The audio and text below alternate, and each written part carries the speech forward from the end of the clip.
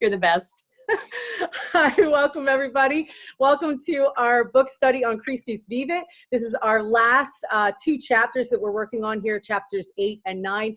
And we have with us today Mrs. Nicole Perone, who is a friend of mine for this last year of the Synod. I can't believe it's only really been just a little over a year that we've known each other, but it's been wonderful getting to know her and this whole Synod process. So let me share with you a little bit about Nicole. She is the Archdiocesan Director of Adult Faith Formation for the Archdiocese of Harford. As such, her ministry includes providing for support for RCIA and adult confirmation processes, forming lay leaders for parish ministry, and directing the Archdiocesan Women's Conference. Nicole holds a Master's of Divinity from Yale University, her Bachelor's of Art and Theology with double minors in Italian and Catholic Studies was bestowed by Loyola University, Maryland, woot woot, where she graduated summa cum laude, Phi Beta Kappa. In 2018, Nicole was a delegate to the pre-synod at the Vatican in advance of the synod on young people, the faith, and vocational discernment, and serving on the writing committee for the pre-synodal documents. Her work has been published by Catholic News Service, America Media, the Jesuit Post, and U.S. Catholic. Nicole is a member of the board of directors of the All Africa Conference, Sister to Sister, and on the executive committee for the Esteem program of the Leadership Roundtable. She also sits on the ad hoc exploratory task group for the National Institute for Ministry with Young Adults and the National Advisory Council for the Next Level Institute of Center for Faith Justice. Nicole lives in the greater New Haven, Connecticut area and is an interdiocesan marriage. Her husband, John Grosso, is the director of digital media for the neighboring Diocese of Bridgeport. And you know, Nicole, that is one of the things that I love about you and John is that Paul and I can have such wonderful conversations about interministerial relationships and just what that means and the ups and downs of that. So welcome. Before I hand it over to you and start our PowerPoint here and talking about chapter 8, let's just center ourselves and offer this workshop in the Lord's name. Let's begin in the name of the Father and the Son and the Holy Spirit. Amen. Amen. Good and gracious God, thank you for the gift of this day. Thank you for the gift of friends in ministry. Thank you for the gift of spiritual friends who journey with us through faith and through the journey that you lay before us. Dear Lord, we ask that you send your spirit here to this conversation and especially to Nicole as she shares with us that which you want us to know, that which you want us to dive into and discern how to move forward within our individual ministry contexts. We thank you for the gift of this document and this whole synodal procedure. We thank you for the gift of this discernment process that we have been going through, and we look forward to where you lead us next. We lay all of our troubles at your feet. We ask all of these things through Jesus our Lord. Amen. Amen. Father, Son, and the Holy Spirit. Amen. All right, Nicole, let me bring up our PowerPoint here, and away we go. All right. How's our sound doing? Can still hear me? Perfect. Good. Phew.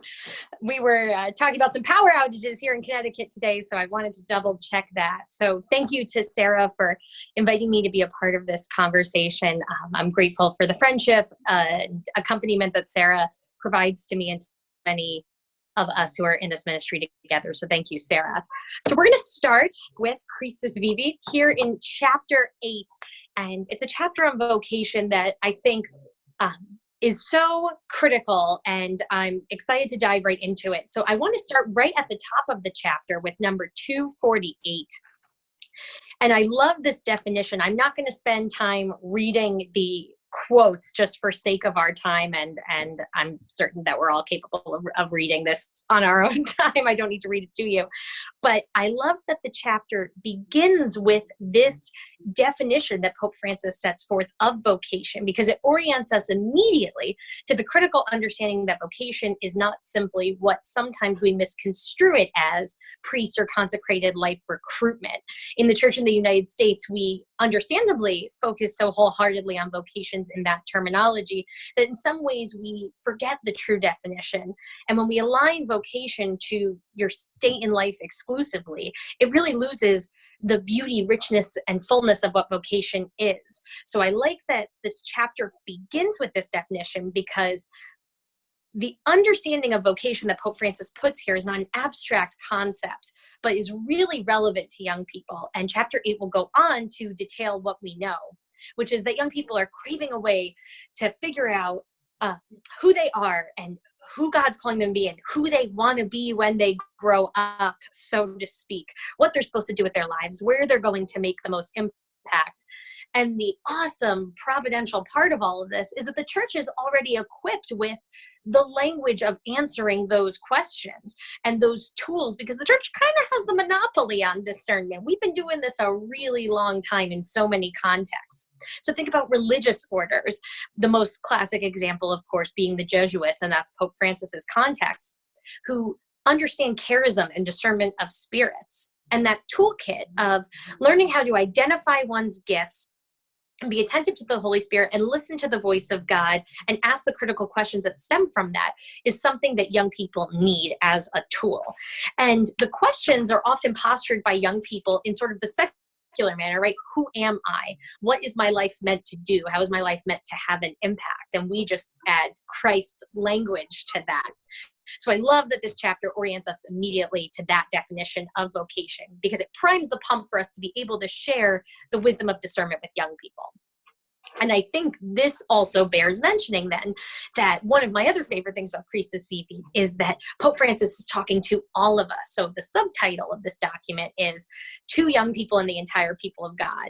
And I love that in some ways it's to all of us. It's something we all need to hear, but it's also a letter of love written by Pope Francis with the love of a spiritual father to young people. So, or perhaps a spiritual grandfather, depending on the age range we're looking at here. So it's as though Pope Francis is sitting around a table with us, you know, drinking coffee or tea, whatever your pleasure is, and talking about the big stuff that young people have questions about. So I think the voice with which this is written also informs what we can get out of it. So I want to look at the next here, starting at 255, 6, and 7. I love this section of chapter 8 because it moves in a very classic public speaking style. So if you're a J on the Myers-Briggs, you might really resonate with what's happening here. It's the what, so what, now what, which is a very public speaking or homiletical tool. And he's using that second person singular, the you, as though he's talking directly to young people. And 255 starts with the what, or maybe we might consider it the why. So Pope Francis is anticipating the questions that a young person would have on their heart, talking about what your personal vocation is and how it's much more than just the work you do or your state in life. And then he moves on in 256 to the so what. So we have the what, and then we have the so what. And this is just so meaty. It talks about how, okay, we know what vocation is, but so what? Well, because it's going to give purpose to everything you do. Your work, as I highlighted here, is not just about money or what, you know, pleasing others or your how your job looks or the fancy car you drive. And it's something deeper, and it's more than just a pragmatic decision. It's more than just what young people are used to, which might be perhaps, well, I majored in X, so I'm going to get this type of job. And it takes it out of that pragmatic model. And I love that he draws it back to why I was made, why I'm here on earth, what the Lord's plan is for my life. So there we see again those questions that we just named, Pope Francis explicitly hitting one by one. And so I think the rest of that paragraph is great. So in 255, the what is a vocation. 256 is so what, so why should I care? And 257 then is now what. So having answered the two questions that precede it, graph 257 is, what am I supposed to do with that information? So it's really lining up the entire conversation and the trajectory of thinking that young people have on this topic. And 257 responds very beautifully to that. So again, you feel that conversational component that Pope Francis infuses in the writing here. And he underscores that it's not doing something with this is not about inventing something out of nothing, as though you have to craft some magical plan to respond to vocation, but instead it's finding our true selves in the light of God and letting the fruit, the good gifts that we are given, bear fruit. And that is just, I think, so beautiful, because it's a letter of love, even condensed in the greater letter of love that is this document. Pope Francis is exhorting that he loves young people, he cares of young people, he sees young people, and that they matter to him. And so he's making clear in 257 to underscore those points, that he understands, and that the church thus understands the complicated, messy, beautiful nature of figuring out who you are and what God calls you to do with the gifts you've been given. So I love that about the document. I love this section. And then as we continue, number 267 underscores the point that kicked off the chapter with that definition. And so I love the repeating of that. You know, young people need things repeated. We all need things repeated over and over to ourselves in the spirit of Jesuit education, repetitio, repetitio, repetitio. So in 267, Pope Francis underscores yet again that the first and most important vocation we have is the vocation we have received in baptism. So the document's underscoring that we always have to drive that back for young people, that it's back to basics. We don't need to add any extra pressure to them about your job, your state of life, and all these things, because they're going to get enough of that from other places, that we need to orient them back to the gift that they are. You know, it's almost charismatic in nature by adding this component in this chapter. And chapter 8 goes on to talk about work and consecrate life, and this chapter does a lot. Every part of it is fabulous. As Sarah and I were kind of joking, you could do just a whole hour on one chapter. You could do just a whole hour on one graph from this. This document is so rich. It's like this decadent buffet meal. But the last point that I want to highlight in chapter 8 is number 277. And, you know, I've said it a couple of times already, but I think repetitio, repetitio bears repeating, that Pope Francis's writing style really informs what you can get out of this document. I think, and maybe it's just sort of the English mind in me, that you can't really extract the two and just read it without any personality to it and take it so, you know, word for word. You have to understand the voice, you have to understand the context. And while the document is timeless, you know, that gives it life. It makes it a living document. So where I'm going with that is to say that Pope Francis's writing style, which if you've read any of his other writings, whether it's the homilies and remarks that he gives, the Angelus, or his more formal writings like Laudato Si and Amoris Laetitia, Lumen Fide, things like that, involves wrapping everything he writes in this scriptural language and in storytelling and in really exquisite writing that makes the reading of it very enjoyable. And I love that spirit because it makes the document appealing to the masses. So it responds to the spirit of the subtitle, that it is for young people and it is for the entire people of God. So he imagines the reader not solely as a ministerial person, which of course we are, and we should read it with that lens, and not solely as a church nerd like myself who likes to read these documents like for fun. This is what I do for fun in my free time. But he makes it beautiful for every reader to enjoy. So it's an evangelizing moment. It's a very accompanying style of writing.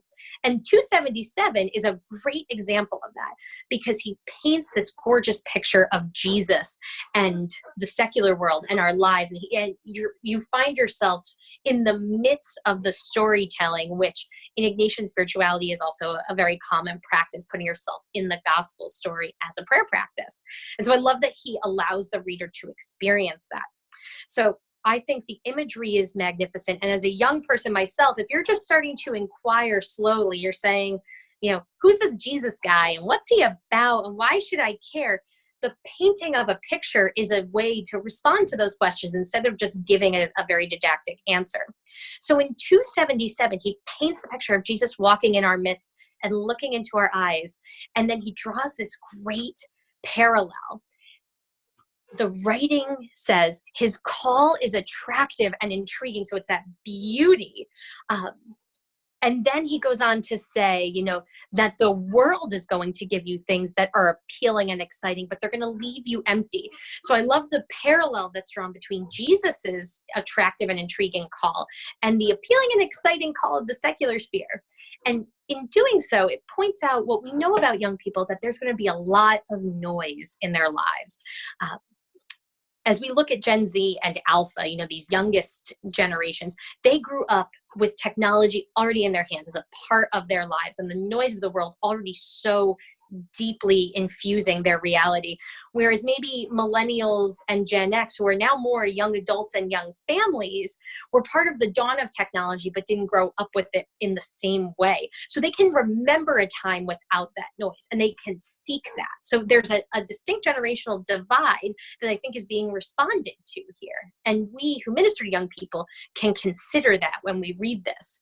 So there's a new generation that needs to be introduced to the silence that this paragraph details, the quiet, and how to seek that. Whereas you stand a chance with perhaps the young adult side of things, that they would, in some far corner of their mind, remember what it was like before all that noise. And so the paragraph continues to that effect to talk about the maelstrom of this world that can drive you to take a route without meaning or direction, and encourages the reader to seek out that calm and quiet. Like, what a beautiful piece of writing that is, in the spirit of Aquinas' truth, beauty, and goodness, right? That beauty is a tool that will save us all. But this paragraph is meaty, so it's not beauty without substance. It paints a picture for young people, and it's something that we need to recall as we serve young people, that there will be a lot of noise and stimuli, and the world's going to provide everything to drown out the noise of the gospel. But it's sound and fury signifying nothing. And if you want something real and deep and lasting that is going to give you purpose, that's going to change your life, that's going to inform everything you do, then you need to make space for the quiet, to allow Christ to work in that space, to allow the Holy Spirit to move. So I think this chapter, and really the whole document, it puts a hard task, but not an unattainable task before us. The difficult task is that the world is going to add static to our ears, not only as young people, but really all of us as disciples, and double down on that when we're ministering to young people. But it's a healthy challenge. It's not something that we can't handle, because we're given the toolkit of how to respond to that noise in our Christian tradition. So I love that the chapter on vocation ends with this. You know, it's not a commercial, but the chapter is bookended on either side with the definition of true vocation, and shifts the way of thinking. So that's everything I wanted to say on chapter 8. So I'm going to pop it back to Sarah. Oh my gosh, this is such a great chapter. I know, right? There's so much going on here. You know, when we bring it back to the context of Baltimore, it's really about, you know, what can we put into place to assist those we minister to in the area of understanding their call to holiness. So if you have questions or comments, if you want to pop in, unmute yourself, turn on your video if you'd like, or you can pop it into the chat bar. I'm happy to pop that up too. But you know, that introduction to silence that you just mentioned is astounding and profound. You know, we're seeing a number of ministries that have adoration with large time silence today. That has time for the musical meditative music, but then also the time of silence. And I think that is the action that we're hearing here in this last paragraph that you just talked about. So you know, the thing that pops out to me in this chapter, that I have been just bringing up everywhere that I have been talking about Christus Vivit. The summit in Chicago back in September had amazing conversation on the idea of singlehood as a vocation. Right? Yeah. Right? Like, we have so many people, I see young adults who are waiting. Just waiting. And then it's waiting in a loneliness state, a feeling of rejection, And, 267 really, number one, names it. It names it. And so when we name it, we make a place for it, right? We have young adults who are waiting longer and longer to get married. And I don't think it's because they don't want to make a commitment. I think that I don't think it's the shyness for commitment. I think they're serious about the commitment, so they don't want to just hop into it. I think that we have a number of young adults out there who are making serious discernment about it, and they're like, you know what? If I'm going to do this, it's got to be right. It's got to be done for the right reasons. It's got to be done with the right person, and it's got to be done through the idea of vocation, whether they use that terminology or not. So we're seeing that extended singlehood, but I don't think people are seeing it as a place for them to live out their call to holiness. Number one. Number two. There are young adults who are called to the single life for life. And not in the context of consecrated life or religious life. They are called to live out their holiness in singlehood. And I think that that is a place for us to connect with our young singles and affirm them in who they are and where they are. I can rattle off a half a dozen single people who I know have discerned singleness. And what is interesting is each of them in their own way has created for themselves a community of people to support them in their singlehood, a community of people to support them in their prayer life. They have spiritual directors. They have spiritual friends. They have people who are their support system, like we do in married life, in discernment, like we do in religious life. So I think that if we can have that conversation with some of our young singles as a way for them to act out their holiness, I think that we will see a stronger movement, in people living out their vocation. And not treated as a waiting room. It's not a liminal space. It's not liminal. You're not just space. The train's not coming. You're not just waiting on the train to show up for you to get on. I love what you pointed out, Sarah, because you're right. We have all the language and tools to talk about this in terms of consecrated life.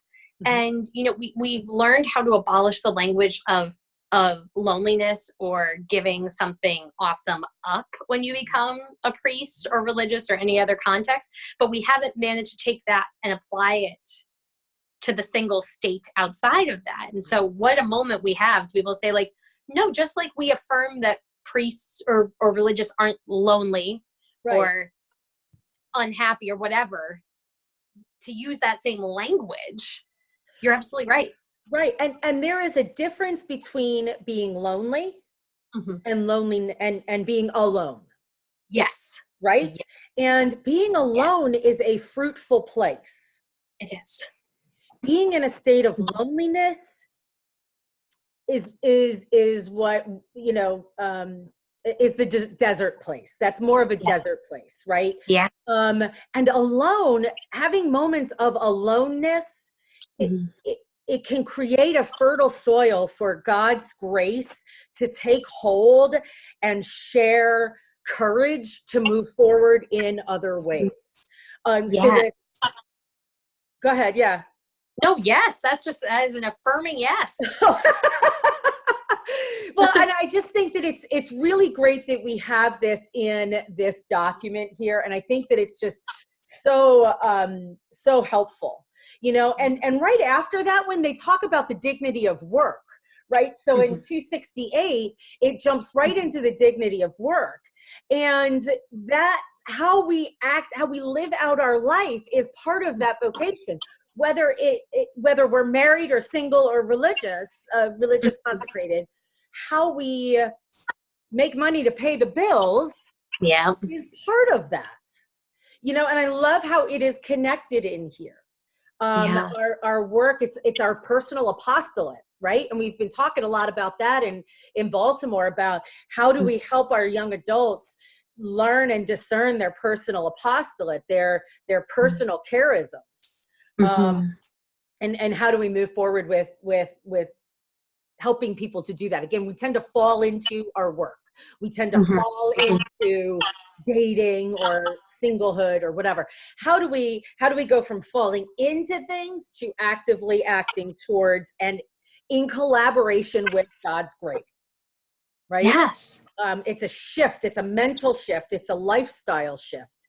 And we have a couple of ministries that are doing that out there, that are helping people to do that.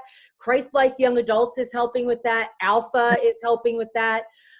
We have some Alpha that is the Catholic Alpha that we've been doing. Anne Arundel County just did a pub Alpha, so they did it in a great Irish pub.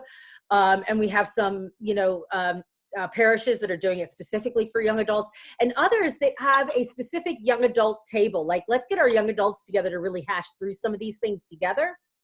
And then there are some tables that are doing it intergenerationally, which really speaks to that intergenerational desire for rootedness and learning through other people that we talked about in previous chapter. Yeah. So Lauren just commented, she says, I love what you shared in regards to college major vocations. What are practical ways to help young adults see and discern their vocation beyond this or their jobs? Oh, that's a great question, Lauren. This is a good question. What do you think about that, Nicole? Well, I think it actually speaks so neatly to what you were talking about. I was very happy to hear how in Baltimore you all are putting the emphasis on charism. And I think, again, the church has such a great vocabulary for this stuff that sometimes we have this treasure and we keep it in a box and we forget that we can open this and unleash its potential. And so if we reorient the language, again, from your state in life, married, single, priest, et cetera, and we reorient it away from job, the only thing that's left is you standing there without any of those trappings. It's just who you are. So I think if we really borrowed from what, especially we see religious orders do in terms of charism, right? We know that orders of women religious, of male religious, of priests point to their charisms. What are the things that set the Jesuits apart, the Franciscans apart, and the Sisters of Mercy apart, et cetera, et cetera. And they infuse their charism not only into their jobs, of course, it informs that they staff a college or that they staff a hospital, et cetera, but into who they are as people. And so it would be not intuitive or really fit into their discernment process when you enter a religious order if those charisms didn't appeal to you. If those charisms didn't click with who you are, then it wouldn't really make sense for you to enter that religious order. And that's the whole purpose of discernment. So I think we have to borrow from what the wisdom of the church already has at our fingertips in terms of pulling away the trappings of your job, pulling away the trappings of your state in life. And in some ways, it has to be something, although we can equip young people with the tools, it also points back to something Sarah was saying, because Sarah is brilliant and is just like teeing all this up for me, like incredibly, one after another. I'm just going to hit them. But it is something that has to be done alone. And so discernment goes hand in hand with teaching young people how to be alone, how to be comfortable with themselves, because no matter how much I bring him into it, my husband cannot discern for me. He can be part of the conversation. He can be a resource in my discernment. He can accompany in my discernment, but he can't do it for me. So I would love to punt that one off on John sometimes. I got a to-do list a mile long. If I could just be like, John, you take this one. You're great at this. But, it is something that no matter your state in life, you have to learn how to do alone. And so I think I would almost consider starting with teaching young people how to be comfortable being with themselves, by themselves. Because if you can't do that, you can't pull yourself away from the noise to hear what God is trying to say. Yes, absolutely. Thank you for that. And Lauren and folks, we do have some resources that the Archdiocese has pulled together for the pastoral planning process, and it's on our website. I just totally forgot it. Our missionary disciple, Be Missionary Disciple website. I will post that when I post this in our Facebook group. I will put that link under there. But there are resources in there for helping people to find their charism, their gifts, because that's going to be key to the pastoral planning process as well. So taking a look at that. The other thing that I have found more secular, but also very interesting and helpful in my relationships and in our office is knowing people's strengths finders. You know, Yeah. So we have that as an office staff, and we've been looking at the highs of that, what it means when we're living that to its fullest, and what is it when we're not living it at its fullest. And then in my married vocation, you know, my husband and I, we took it, and boy, now I have words to use that he will understand when I'm reacting a certain way, or when he's kind of like in his high strategy, you know, but maybe not necessarily working at its best. And I can say, hey, that's your strategy working there. Can we bring it back? We're adaptable here, you know, and we can like then move through what could be like a high tense kind of moment. So, I mean, something as simple as strengths finders is helpful as well. So we have a couple of more comments through the chat that I'd like to read. So Kelly Reynolds, we're currently, who I just met this morning, looking into spiritual gifts discernment to share with our parishioners with an emphasis on reaching young adults. This conversation is also affirming and helpful. Yes, Kelly, yes, yes, yes, yes. I look forward to hearing how that goes. You're doing such great work out there at St. Stephen's. So if you don't already have a resource, I'm pretty sure there's one on the Be Missionary Disciples website. And again, I'll post that later. Okay, and Christy Cavanis. Absolutely, Nicole, woot! And that is ultimately your decision with God, not for anyone else to tell you or give you. As much as we want to hand off our vocation discernment, we have to figure that out ourselves. And that's where that relationship comes in, that personal relationship with God. You know, we kind of toss that around, that personal relationship, but that's what this vocation journey is, and that discernment journey is. It's that relationship. And so, why don't we move on into that discernment part now, because I think that the Spirit's moving us into that personal relationship and that relationship. How about we move on? All right, good. Okay. Look at God. I'm going to bring up the PowerPoint now. There we go. All right.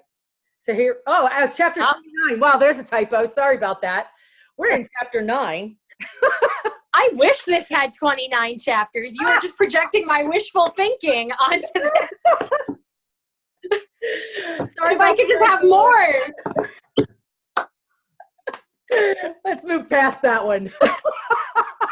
Folks, you're understanding how well Sarah Jarzabowski knows me. You're getting that she is like totally synced up on my brain wavelengths here, that like more of this. Like, how can I get more of this document? So I think chapter 8 and this conversation flowed so nicely into chapter 9, because we get in section 283 to 286, so it's titled Discerning Your Vocation, a roadmap for discernment. And so just as we were talking about what are some practical resources out there, and there are many, I think we have to consider that even though us church folks have the language for this, we're equipped with this in our toolkit, and some young people might, for those who have a connection to a community that does discernment well, like I've referenced my Jesuit education more than once, so those folks are going to naturally have a vernacular for it that's a little more intuitive for them. But the majority of young people aren't going to be equipped with the vocabulary of discernment. And so that's why this detailing in this section, I think, provides a quick primer, just a little shot in the arm on discernment. And obviously, Pope Francis, being a Jesuit himself, knows that there's much more to discernment than is detailed here, but he considers both his ministerial audience and the audience of young people and giving a little taste here. And in looking at this section, I also love how this document is short and concise. It has pithy parts and it has snappy quotes, and it compels the reader because it turns your head.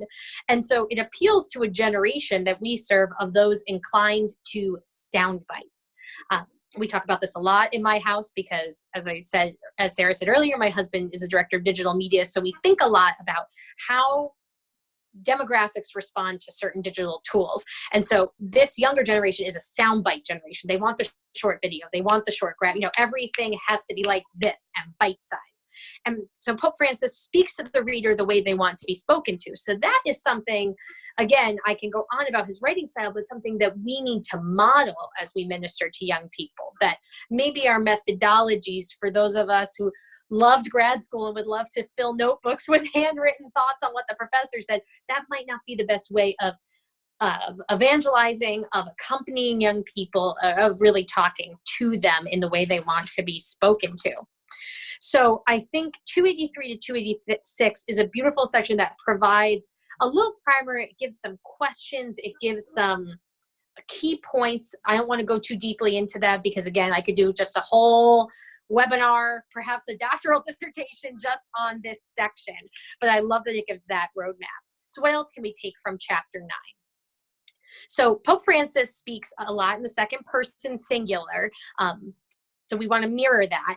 And in 288, I love how he talks here because he starts by using the friend language and it draws back to relationality. So I love that we were referencing some secular tools for discernment of our vocations, because I'm a big believer that like the love languages and the Myers-Briggs, like that gives you everything you need to know about Nicole Perone. I can tell you that, like it just really puts the finger right on it.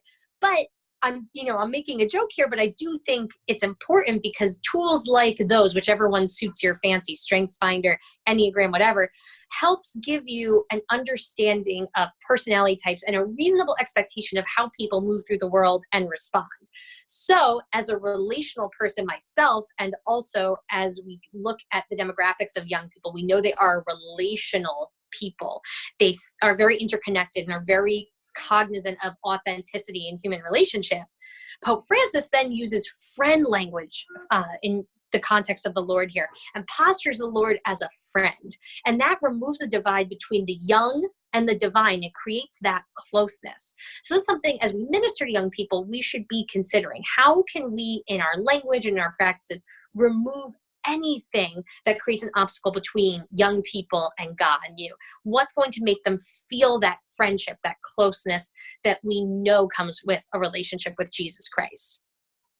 And in this section, Pope Francis also uses language that we've already been talking about, the language of charism, which I love, but then also uses the language that young people understand in terms of vocation. Live to the full and become someone who benefits others, someone who leaves a mark in life. So he infuses some secular language so that it becomes something that young people can recognize. They can put their finger on those questions because they're asking those questions. If this document came hard and fast, which we should never do on really anything in ministry, but if you came in hard and fast with super Jesus heavy language to a generation that is disaffiliated in some capacity, you lose ground, you lose credibility. You have to start with the questions young people are asking and work toward Christ from there. So I love that he goes on then to talk about how the grace and charism will be a gift that will bring you more joy and excitement, and it will be a perfect fit for you. So again, it's not special trophy methodology or language, but understanding that young people want something authentic, the perfect fit just to who they are. So I think it's utterly beautiful in 288. And then 289, goes on to talk about how vocation, is not easy. It's demanding. And it's going to be a challenge put before young people. But it's a healthy challenge. So we have to remember that we don't need to shy away from things that are difficult. Young people know life is going to be difficult. And the beauty of this document is that it's written globally. So there's a lot of language that maybe isn't super specific for us in the United States, but applies to all of us young people and the whole people of God in the world. And so Pope Francis is cognizant that young people aren't afraid of challenges because globally they've experienced things we can't even fathom. And we know from ministering to young people that sometimes you pick up the rock and you realize you didn't know what was going on in someone's life, someone's story, what challenges they were dealing with, what traumas they're carrying. So he's unafraid to offer the language of challenge because he knows the young people can handle that. And I love that. I love that trust. I love that sense of responsibility. So then one section that I think, again, could also be a webinar in and of itself, but I just want to lift up as awesome, is section 291 to 298, graphs 291 to 298, I should say, which is titled Listening and Accompaniment. And I'm not going to belabor the point too much on them because, again, they're just so deep that I don't think I would be able to give them justice. But I think it's such a great roadmap for those who minister to young people, and it's itemized and it has some serious points to consider. And so for those of us who like an action plan, those of us who like a list, what are we going to do, this, and this, 291 and 298 reads so neatly for that. So whether it's intentional or not, Pope Francis is engaging multiple intelligences in this document, and I love that. So I celebrate that. So I would encourage all of you to consider reading that section just in and of itself super prayerfully, and hold it as a nice mirror to what you're doing and where you'd like to go with your ministry to young people. But the final word I have on this chapter, and I just like am all in on the final word in chapter 9, in section 299. It's his wish for young people, his joyful hope. And you can really hear the love in the written voice of the Holy Father, but I think it summarizes the whole document. It summarizes how we need to think about ministering to young people, and really, more importantly, the role of young people in the life of the church, which transcends a ministry, which transcends a program, an initiative, anything. Is all about the role that we each play in the body of Christ in the life of the church. So the way this ends, the church needs your momentum, your intuitions, your faith. We need them. So Pope Francis celebrates that the church needs young people just as they are right now, and that the gifts young people bring are not just for the future of the church, but for the present. So I just think it's such a timeless call to young people of any generation, like that we need who you are right at this moment. Everything that you are, every gift you bring, every flaw you have, we need it. And the final sentence is just intergenerational and gorgeous. And when you arrive where we have not yet reached, have the patience to wait for us. So Pope Francis names in all humility that young people are the present and the future in equal measure, and they're going to take the church to where it's never been. And now I'm going to make an analogy that I really had to practice, but it came to my mind and I had to run it by my husband, so I hope Sarah appreciates it. I'm not a Star Wars fan. I got to just clarify that. But in the trailer for the new movie, The Rise of Skywalker, so I am just dating this webinar, Luke Skywalker says to Rey, and I had to write it down because God forbid I go home after getting this quote wrong. I don't know if I'll be allowed back in the house. But Luke Skywalker says to Rey, "We've passed on all we know. 1,000 generations live in you now." And so in the movie, as I understand it, the fight of the Jedi continues and things like that. This is where I'm really going to lose ground. But what I think is important there is it's the same analogy of generations of faith have gone before. And this is the story of the church, right? This is the story of our faith, is that there are groups of people of faith. There are times in the life of the church. There are chapters that we write and they conclude, and we pass the baton on to the next generation. But we're in this together. And I think filming this today or recording this on the Feast of All Saints really makes us think about that, right? That we are in the great communion of saints. We are in this great lineage of the church of people who have, young and old, in every age and stage, carried the baton of faith, carried the fire of faith. And so I think that this last sentence, speaking to the Star Wars quote, is not a summation of the generations who have gone before. And it's not an over glamorization of young people, putting too much on their shoulders to say, you're going to do all the things we couldn't. But it's an intergenerational statement of love from Pope Francis, who, of course, is of a certain age, saying, you are our hope. You are going to be everything we wanted to be, and you're going to take the church places we couldn't imagine, but never forget that we're in this together. And so I love the intergenerational notion of this, because it doesn't create a chasm between young and old, or boomer, or millennial, or whatever term you want to use that's very trendy right now, but we're in this hand in hand. And so it's very Christian. It takes us back to the base of who we are. And so we have to hold that in our minds as we conclude reading this document, because although the document gives us the toolkit and the roadmap to minister to young people, for sure.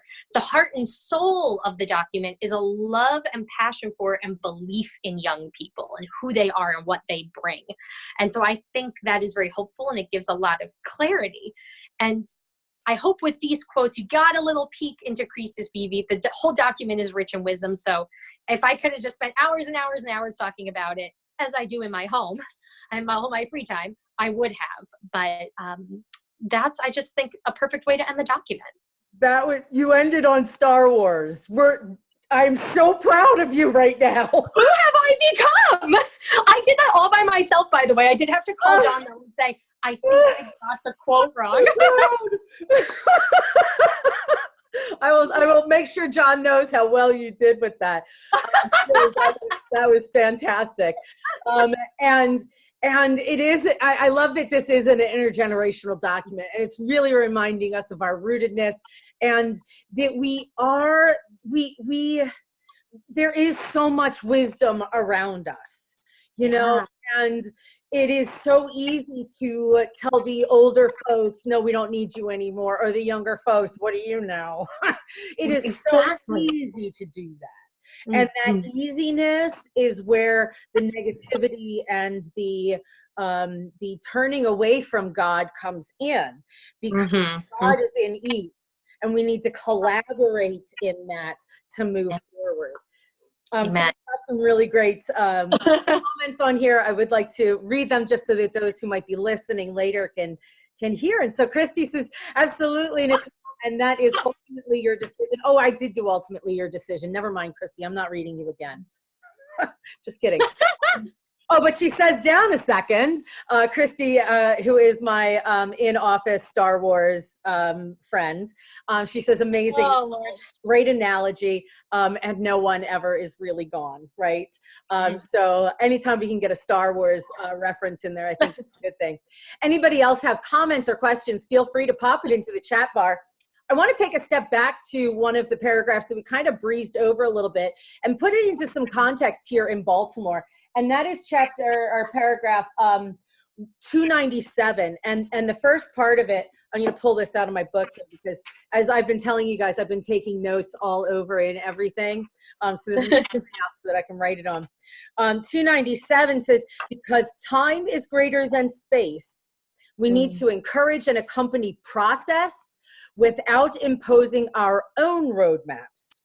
For those processes have to do with persons who remain always unique and free. There are no easy recipes, even when all the signs seem positive, since positive factors themselves need to be subjected to a careful work of discernment so that they do not become isolated and contradict one another, becoming absolutes and at odds with each other. Time is greater than space. It is very easy to drop a program out there and say we're doing young adult ministry. Absolutely. Wow. It's very easy to put something on the calendar and say we had 20 people show up, and the next time we had 15, and the next time we had 12. But that's because of the time of the year. That's because it's snowing out, or we had tornado warnings. But let's be honest, where's the relationship in that? Where is the time spent with the people who are coming to those events? Where's the time leading up to that event? And where's the time coming from that event? How are we accompanying those people who show up to our events, right? And it's really nice to say we have so many people that come in. But let's start looking at our retention rate.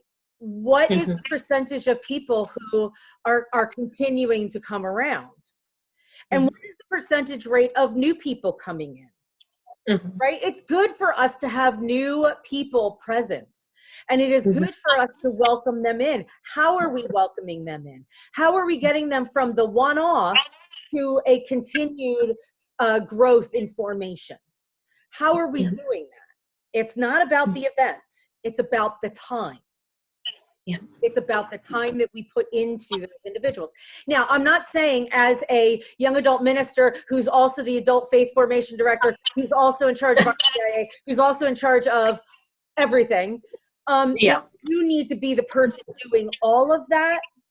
Mm-hmm. How are you empowering leaders in your parish to be the accompaniers, right? Mm-hmm. How are you doing that? And there's some good resources that are starting to bubble to the surface about accompaniment. I think I took my book to the office. The Art of Accompaniment from the Catholic Apostolate Center is one such book that is starting to help us to really dig into what accompaniment is and how do we form those who accompany, which we talked about in an earlier chapter, that there's a whole series of what makes a good mentor, what makes a good accompanier, right? And how do we help to encourage that and to help people be more sturdy in that. That's not the right word. To be more grounded in that ministry, right? So those are things to pay attention to in your ministry. If you see somebody who is somebody that on your heart really becomes somebody who would be a good person to accompany others and to help you in that time with people, really dig into that and discern how to move forward with that. I think that paragraph there, that 197, is shaping our ministry in the Archdiocese of Baltimore. Because we're talking about the pastoral planning process. A lot of that process is, how are we spending time with people? How are we using our gifts and talents to be with people? How are we inviting people in? So something to kind of keep in mind and to consider. So any other questions out there, thoughts, comments? So I'd like to invite Christy Cabanis to turn on her mic and camera, because we have a really great opportunity coming up in the Archdiocese of Baltimore next month through Christy and her office. And so let me close my mouth and let you do the invitation there. Christy. All right. Thanks, Sarah. And thanks for having me and let me talk about this for a minute. So next month on Saturday, December 14th, we are hosting LTP's Catechumeneon for a workshop. It's going to run from 9 to 3, and it's going to be down in the south at Our Lady of the Fields in Dale. I'm not sure. I always mess these towns up because I'm new to the area, so sorry, guys. What we're going to do is we're going to have Sister Donna Stephan and Michael Ruzicki are going to come and talk to us about discernment. So what they're going to do is, through specifically in the RCIA process, what it looks like. I think that, first of all, for a lot of you that are young adult ministries, RCIA ends up being an overlap ministry that sort of affects all of you. But what Sister Donna has talked to us about is the process of discernment and how you walk with somebody through that process. So some of the questions that she's going to bring up there are going to be, is God truly calling me? Am I called to join this particular community? And then last, which I think is probably the most important, is how am I being invited to let go and open myself to God's love? I think we see that right in paragraph 294 in this section. Pope Francis is saying that we need that sensitivity to perceive what's driving the other person. And this workshop is going to be tailored to talking about that and opening up what does that really look like for us as leaders as we walk with people as they try to go through the discernment process.